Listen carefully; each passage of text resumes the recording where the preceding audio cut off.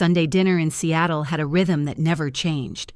The house on 43rd smelled like lemon cleaner and roasted chicken long before anyone arrived. My mother treated the table like a ritual. White cloth, real napkins, the heavier forks that made even a simple meal feel like an event we were supposed to respect. She always lit 2 candles, even in daylight, as if warmth could be manufactured by routine. I was usually the first one there, not because I was eager, because arriving early meant I could watch the room settle before it filled.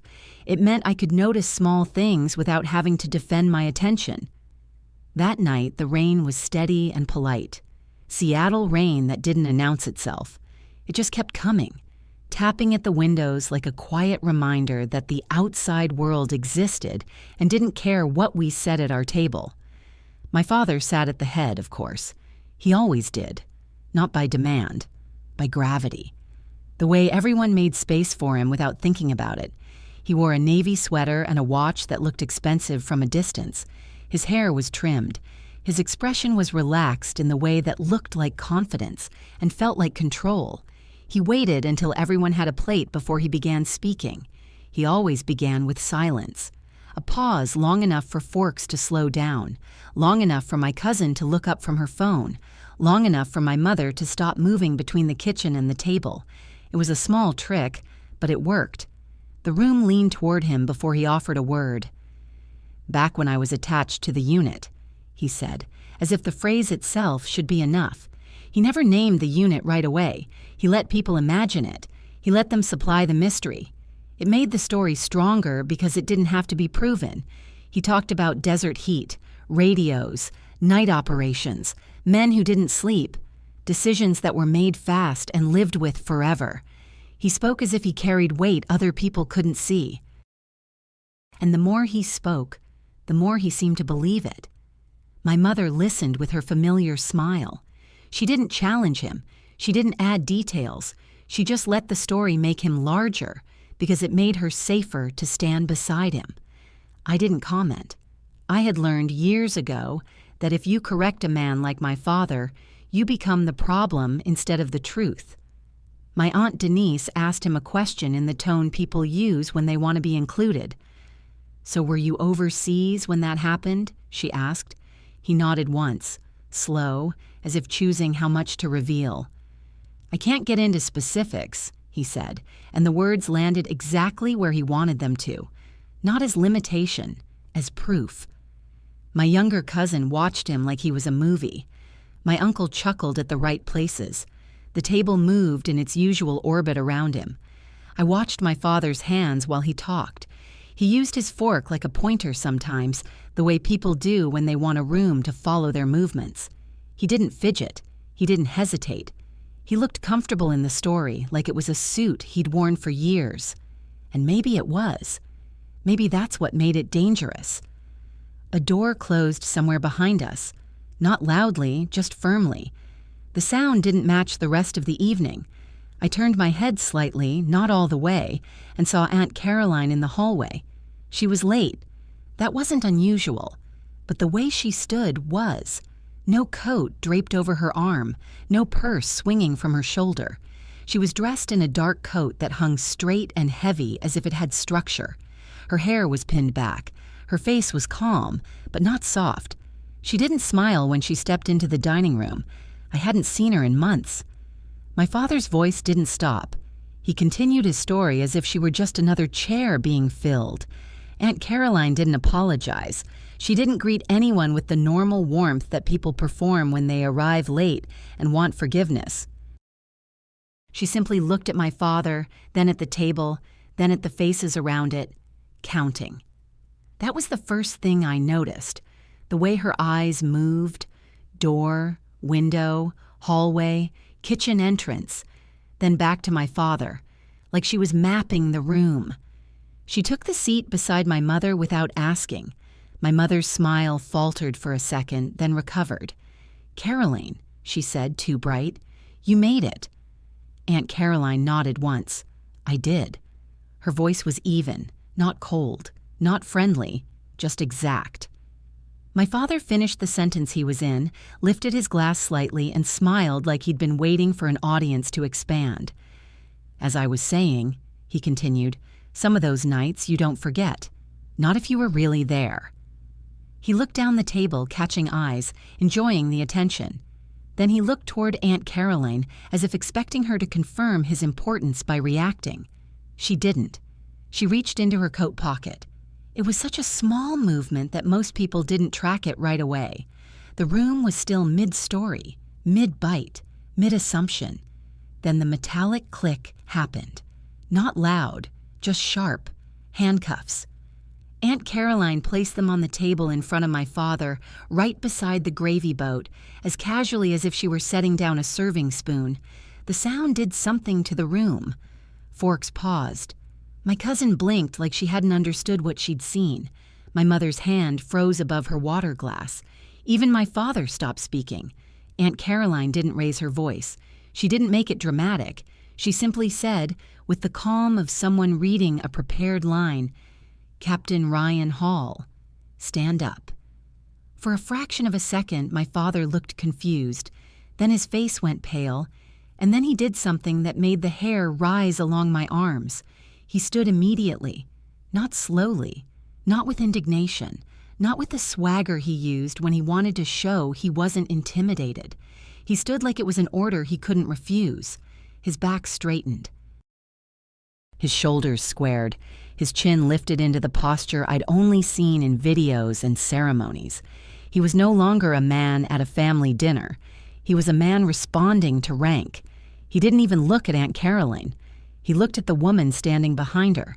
I hadn't noticed the woman at first. She'd been in the hallway's shadow. Plain clothes, gray blazer, no jewelry, hair pulled back tight. Her face was the kind of neutral that doesn't invite assumptions. She was not dressed to impress. She was dressed to disappear. But nothing about her presence felt small. My father's throat moved as he swallowed. My uncle tried to laugh, but the sound died halfway out. "What is this?" he asked, attempting humor. It didn't land. The woman stepped forward, just one pace, and the room shifted again. It wasn't fear. It was recognition without understanding. The sense that something official had entered a private place and didn't care what we wanted. She held up a small leather folder, the kind that opens with a quiet snap. "General Megan Reed," she said, "Department of Defense." My mother made a quick, thin noise that might have been a laugh in another room. "This is ridiculous," she said. "You can't." General Reed didn't look at her. Her attention stayed on my father. "Captain Hall," she said, "you will sit down." My father sat. Again, not as a father humoring a guest, not as a man indulging a misunderstanding. He sat like his body had been trained to comply. The chair made a soft scrape on the floor. Aunt Caroline folded her hands in front of her, still calm, still watching. General Reed placed the leather folder on the table and opened it slowly, as if the timing mattered. The papers inside were clipped, aligned, crisp. They looked like they had never been handled by anyone who wasn't careful. "My name," she repeated, "is Megan Reed." She let the silence hold. Outside, rain continued to tap against the glass. Inside, no one moved. "Your family has been informed," she said, "that a federal review was underway." My mother's eyes widened. "No, we haven't." "Yes," General Reed replied, without volume, without emotion. "You have." Aunt Caroline's gaze didn't leave my father. I realized then that my aunt wasn't surprised. She wasn't confused. She was steady, like someone who had been waiting for a specific moment and was now watching it arrive. General Reed slid a single sheet toward my father. The header was stamped in a way that made my stomach tighten, not from fear, from familiarity. I'd seen that kind of stamping before, in other contexts. Authority doesn't need to shout. "For years," General Reed said, "you have represented yourself publicly as having served within an elite unit attached to classified operations." My father's mouth opened, closed. He found his voice, thinner than usual. "I served," he said. General Reed nodded once. "You did." The pause that followed wasn't kindness. It was a blade. but not where you claim. My Aunt Denise, gasped softly. My cousin's chair creaked as she leaned back. My mother's face moved through confusion into anger, like someone trying to find a script she could use. My father shook his head quickly. This is some kind of mistake. General Reed opened another page. It is not, she said. It is a pattern. Aunt Caroline reached forward, picked up the handcuffs again, and set them closer to my father's plate. Not threateningly, just present, a reminder. Something real sitting beside the food. General Reed continued. This investigation is tied to a classified internal effort, code name Chimera. She said it like she expected him to recognize it. My father's eyes flickered. He did. General Reed placed another page on the table. Bold black text, a timeline. 10 years. 10 years of falsified records, forged credentials, assumed ranks, inflated assignments, manufactured endorsements. The words were clinical, but the story underneath them was loud. My father's name appeared more than once. My mother's lips parted, but no sound came out. I want to be clear, General Reed said. Operation Chimera was designed to identify individuals who have built reputations on false military histories. People who used fabricated service records to gain social influence, professional advancement, civic positions, donations, or public trust. My father's jaw tightened. I haven't hurt anyone. General Reed didn't answer the excuse. She didn't argue with it. She simply looked at him like he was already behind the facts. I'm going to ask you one question, she said, and I suggest you answer it carefully. The room was so quiet I could hear the refrigerator motor kick on in the kitchen. What is your actual rank history? She asked. My father's hands moved slightly, a small tremor he tried to hide by reaching for his water glass. His fingers touched it and paused. He didn't lift it. He looked at my mother, then at me, as if I might rescue him. I didn't move. I had spent years listening to his stories, years watching him enjoy the way people leaned toward him, years seeing his confidence expand whenever someone treated him like the man he claimed to be. And I had spent the last few months doing something else, reading, requesting, waiting, keeping quiet. General Reed's eyes flicked toward Aunt Caroline for half a second, then back. Aunt Caroline's face was still. That's when the final piece clicked into place for me. Aunt Caroline wasn't shocked because she wasn't just a witness. She was part of the mechanism. And General Reed wasn't here because of a rumor. She was here because someone had brought her here. Someone had orchestrated this moment with the precision of a plan executed on schedule. Someone had arranged for the handcuffs to appear on a family table as calmly as dessert. Someone had been sitting among us for years, listening, collecting, documenting. Not my father, not me, someone else. I looked at Aunt Caroline's hands, steady, folded, calm. Then I looked at the woman who had introduced herself as General Reed. Plain clothes, no decorations, no display, undercover. My father's chest rose and fell once. Then he tried to smile, the old reflex he used when he wanted to charm a room into forgetting discomfort. This is, he began, forcing a lightness that didn't belong. This is crazy. General Reed didn't blink. Captain Hall, she said, this is not crazy. This is review. This is record. This is consequence. Aunt Caroline leaned forward slightly, and in that moment I knew the person who had orchestrated Chimera, the person who had been at our table, had not done it with rage. They had done it with patience, with timing, with evidence, the kind of control that doesn't require shouting.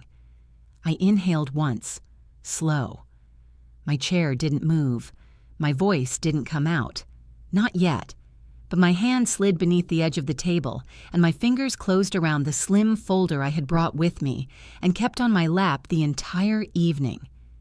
Paper doesn't look like power. Not at first. But it weighs more than words. Have you ever watched someone's story collapse in real time? quietly in front of witnesses, with no way to talk their way out of it? Tell me what you want adjusted before I continue. If you'd like more of this story, you can stay with me, and subscribe if you want the next part when it's ready. The folder in my lap felt warm from my hands. I had brought it without telling anyone, not as a weapon, as insurance. Paper does not argue. It does not shout. It waits. General Reed stood at the head of the table now. My father remained seated, though his posture still tried to hold rank. His hands were flat against the wood. Too flat, like he was bracing for turbulence. "Operation Chimera," she said, "has been active for 3 years." My mother shook her head. "This is insane. Ryan has medals." "He has commendations." "Yes," General Reed replied. "Some authentic, some reassigned, some entirely fabricated." The word fabricated did not echo. It settled. I watched my father's breathing. It had changed. Shallow. Controlled. He was calculating, not panicking. That was always his strength. He believed there was always an angle left. "There are records," he said carefully. "Official records." "Yes," she said. "There are." She slid another page forward. "Records created under manipulated archival submissions, digital backdating, signature replication, credential elevation." My cousin looked at me like she expected me to translate. I didn't. Aunt Caroline finally spoke. "Ryan," she said quietly, "this ends tonight." Not angry, not accusing, final. My father's eyes moved to her. There was something new there. Betrayal. Not fear of the government. Fear of the person who had been closest to him. "You," he said, almost whispering. Aunt Caroline did not deny it. "I volunteered," she said, "when they began looking." The room shifted again. "You volunteered," my mother repeated, voice cracking. "Yes." "For what?" my uncle asked. "To observe," General Reed answered. "To document consistency between private narrative and public claim." I let that phrase sit in my mind. Private narrative and public claim. For years, they had been identical, at least on the surface. My father's voice sharpened. "You set me up." "No," Aunt Caroline said. "You built it." Silence. The rain against the windows grew heavier, or maybe I was simply hearing it now. General Reed looked down at the papers. 10 years ago," she said, "you applied for a municipal advisory position reserved for decorated veterans. You provided documentation indicating service in a classified tactical unit with the rank of captain." "I was a captain," he snapped. "You were a first lieutenant, logistics division, stateside." The distinction was small to someone outside the military. It was not small to those who served. My father's jaw tightened. "It's the same war." "It is not the same record," she replied. I felt something steady inside me. Not anger, alignment. My father had never claimed logistics. He claimed night operations, extraction teams, direct action. He claimed proximity to danger because proximity to danger commands respect. Logistics does not. General Reed continued. "Following your appointment, you leveraged that status for speaking engagements, committee leadership, and donor solicitations tied to veteran rehabilitation initiatives." "I raised money," he said. "Yes," she said again. "You did." Another pause. "While misrepresenting the service history used to justify public trust." My mother stood abruptly. "Enough. This is humiliation." "It is review," General Reed corrected, "and documentation." I opened the folder in my lap. The movement was small. No one noticed at first. Inside were copies of correspondence, emails, archive request confirmations, a letter from the Department of Defense that had arrived 2 months ago. I had requested it quietly, not because I suspected everything, because I suspected enough. My father had once asked me to draft a speech for him. He had used phrases I recognized, operational terms, acronyms that did not match his timeline. I checked. Once, then again. Patterns matter. I had not confronted him. Confrontation feeds performance. Evidence feeds systems. General Reed's voice remained calm. Operation Chimera identifies individuals who constructed enhanced service identities and embedded them into civic infrastructure. You are not alone, but you are documented. My father laughed once. Short, forced. Documented by who? By you, she said. She turned a page toward him, highlighted sections, dates, public interviews. My father stared. I closed my folder gently and placed it on the table. That was when he looked at me.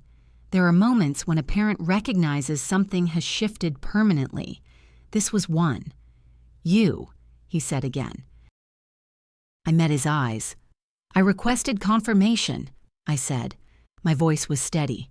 From official archives. My mother's head snapped toward me. Emma. I wanted accuracy, I continued. My father's face changed. Not anger, something colder. You went behind my back. I went to the record. The room did not breathe. General Reed did not interrupt. She let it unfold. You think this makes you righteous? My father asked. No, I said. It makes it verifiable. Aunt Caroline exhaled slowly. For years, she said, you have corrected everyone else's understanding of honor. My father's eyes flickered. Honor isn't fragile, she added. It doesn't need inflation. General Reed closed the folder. Mr. Hall, she said now, no longer using rank, this review will proceed formally. You will receive written notice within 10 business days. You may retain counsel. You may contest findings. My mother's voice broke. What does this mean? It means, General Reed replied, that public records will be amended. And the committees? My uncle asked. They will be notified. And the city? Yes. My father's shoulders lowered by half an inch, not collapse, adjustment. He had lived inside a constructed elevation. Removing it did not erase him. It revealed him. The handcuffs remained on the table. General Reed did not touch them. They are precautionary, she said calmly, not yet required. Not yet. That phrase hung. My father looked at me again, searching for something. Sympathy, regret, defense. I gave him none of it. I did not expose him. The system did. I did not accuse him. The record did. I did not shout. I verified. There is a difference. My mother sat slowly. The rain eased. General Reed stepped back from the table. We are finished for tonight. Aunt Caroline stood with her. Before leaving, General Reed said one final thing. Honor, she said, is not a rank. It is what remains when the truth is tested. Then she walked out. Aunt Caroline followed. The door closed softly. The room felt larger. My father remained seated. No one spoke for several seconds. Then he said quietly, I did it for the family. I did not answer. I did it for the family. My father said it without raising his voice. He didn't look at anyone when he spoke. He stared at the grain of the table as if it could defend him. No one answered immediately. The rain had stopped. The house felt too quiet without it. For the family, my mother repeated softer now, as if trying the words on for size, as if they might still work. I watched him carefully. This was not the performance version of my father. This was the man recalculating. You think the city listens to a logistics officer? He asked, still looking down. You think committees open doors for someone who moved supplies? He finally lifted his eyes. I built credibility so this family would never be overlooked. There it was. Not greed, not money. Visibility. He had been afraid of being small. You lied, I said. Not sharp, not loud. I adjusted, he replied. My mother's hand found his sleeve. Ryan, I didn't steal, he continued. I didn't hurt anyone. I used the narrative to secure influence. Influence benefits everyone. Influence built on fraud, I said. The word fraud seemed to land harder than fabricated. My father's jaw tightened. You don't understand how this works, he said to me. I do, I answered. That's why I requested the records. The room shifted again, smaller this time, more intimate. The government had left. What remained was personal. "You humiliated me," he said. "No," I replied. "The review did." He stood then, slowly, not snapping to attention this time, just rising like a man who had been seated too long. "For years," he said, "I carried this family's name into rooms where we would never have been invited." "We were already invited," I said quietly. "You just didn't believe it." My mother shook her head. "Emma, please." "Please what? Please protect the illusion? Please soften the truth?" I stayed still. My father moved toward the window. His reflection looked thinner there. "You think this town respects mediocrity?" he asked. "I think it respects truth," I said. He turned sharply. "Truth doesn't move budgets. Stories do." "Yes," I said, "and that's the problem." He looked at me like he was seeing something unfamiliar. "You're willing to burn this down," he said. "I'm willing to let it stand on what's real." The difference was not dramatic. It was structural. My uncle cleared his throat. "What happens now?" No one answered immediately. My father exhaled slowly. "Now," he said, "they strip the titles. The advisory board, the committees, the invitations stop." He said it as if he were narrating someone else's fall. "And the paper?" my cousin asked. "They'll print something small," he replied. "Corrective notice. Nothing sensational." He knew the process. Of course he did. The local paper did not need spectacle. It specialized in restraint, which felt appropriate. My mother's voice trembled. "We'll get through this." My father did not respond to her. Instead, he looked at me again. "Did you enjoy it?" he asked. The question was quiet. "No," I said, and it was true. There is no satisfaction in watching someone dismantle themselves, only confirmation. He studied my face, searching for a crack. "You could have come to me," he said. "I did," I answered. "When?" "Every time you told the story." He looked away. The air in the room had shifted from shock to reckoning. Not explosive, settling. My father sank back into his chair. "You don't know what it's like," he said after a moment, "to sit beside men who actually served in combat, to watch them command respect effortlessly." "You did serve," I said. "Not like them." "No," I agreed. That seemed to hurt more than accusation. "You were afraid," I added. His eyes lifted again. "Afraid of what?" he asked. "Of being ordinary." The word hung there. Ordinary. It is a word that terrifies ambitious men. "I was protecting us," he insisted. "From what?" I asked. "From insignificance." There it was. Not money, not status, fear. The fear of being overlooked, of being one story among many. "I never asked you to be extraordinary," I said.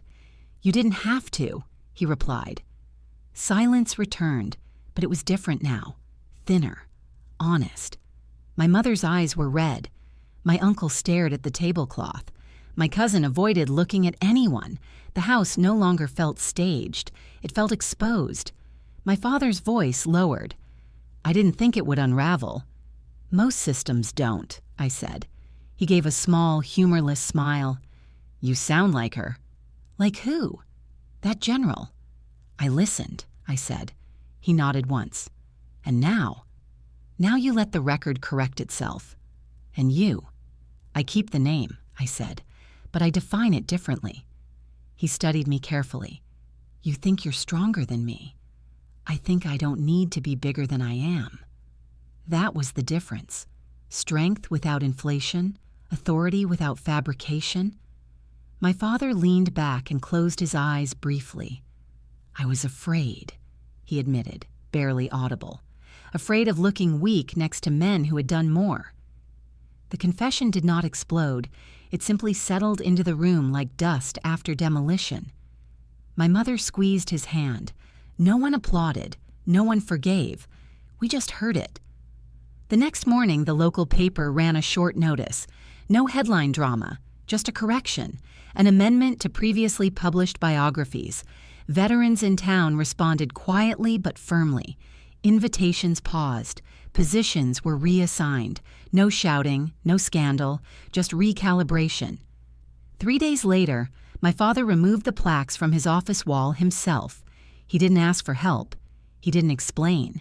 He just unscrewed them carefully and placed them in a box. I watched from the doorway. He looked smaller without the frames behind him, but not destroyed, just human. There is a difference. That evening, General Reed called once. "Records will reflect accuracy within the week," she said. "Thank you," I replied. She paused before hanging up. "Honor isn't a rank," she repeated. "I know," I said.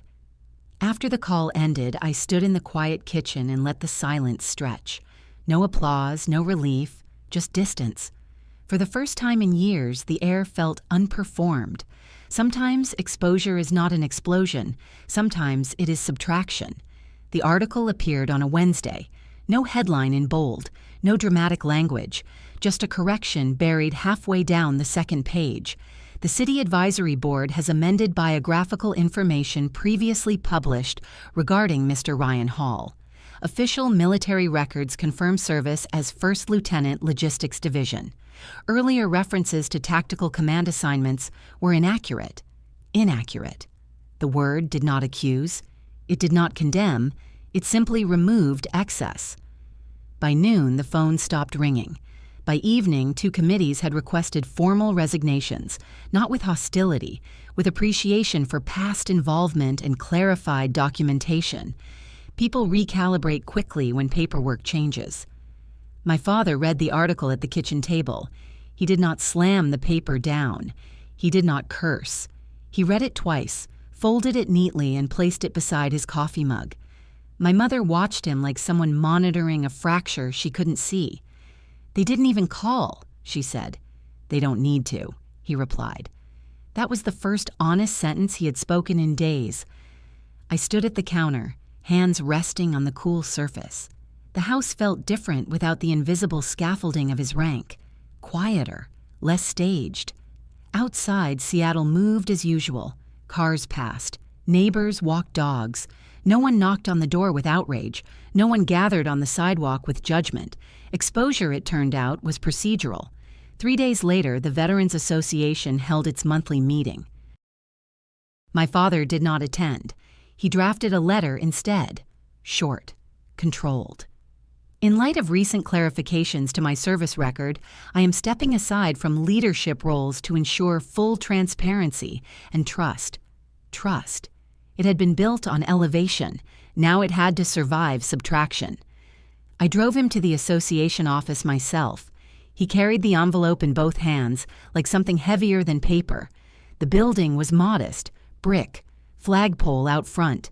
The flag moved slightly in the wind, restrained. Inside, men sat in folding chairs, coffee cups balanced on knees. Conversations softened when we entered, not hostile, measured. My father walked to the front without introduction. He handed the envelope to the acting chair. "I won't speak long," he said. His voice did not tremble. "There have been inaccuracies in how my service history was presented. Those have now been corrected." No elaboration, no defense, just correction. A man in the second row nodded once. Another shifted in his seat. "Appreciate the clarification," someone said quietly. Not forgiveness, not condemnation, acknowledgement. When we left, no one followed us outside. The door closed softly behind us. In the parking lot, my father stood still for a moment. "Logistics," he said, almost to himself. "Yes," I replied. "I moved equipment." "You did?" "I wasn't in combat." "No." The words felt stripped, clean. "I thought if I told it bigger," he said, "it would matter more." "It already mattered," I answered. He looked at me, studying the way I stood. "You don't exaggerate," he said. "No." "Why?" "Because the record is enough." He nodded slowly. We drove home in silence. That night, he removed the framed photographs from the hallway. Not the authentic ones, the altered captions. He opened the backs carefully, replaced the printed descriptions with corrected ones. No dramatic gesture, just small revisions. My mother hovered at first, then retreated. She had always loved the narrative. It made dinners easier. Conversations simpler. Without it, she seemed unsure what to praise. The following week, the city council updated its website.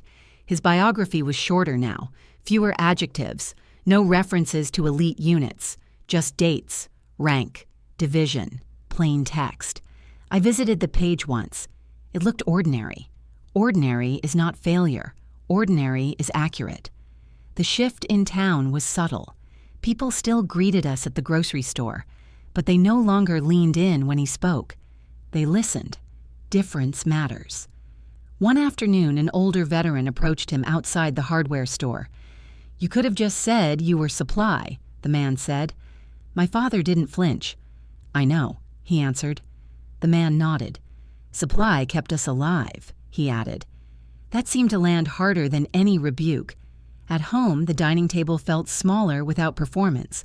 Conversation returned to weather, work, schedules. No more desert extractions, no more classified hints. The silence was not empty. It was accurate. A week later, I received an email from General Reed. Records fully amended. Case closed pending no further discrepancies. No congratulations, no satisfaction, just completion. I closed the laptop and sat back in the chair. My father entered the room quietly. "They're done?" he asked. "Yes." He nodded once. "And you?" he asked. "I was never under review," I said. He studied that answer. "You could have protected me," he said. "I protected the truth," I replied. He didn't argue. In the evenings now, he sits on the back porch without telling stories. He watches the sky change color. Sometimes he asks me about my own work, real questions. "What does logistics actually look like in the field?" he asked once. I told him. No embellishment. He listened, truly listened. Fear of insignificance had driven him for years. Now he seemed to be learning something quieter. Being precise is not the same as being small. One Sunday, weeks later, we gathered at the same table. The candles were lit again. The forks were heavy in our hands. No one mentioned Chimera. No one needed to.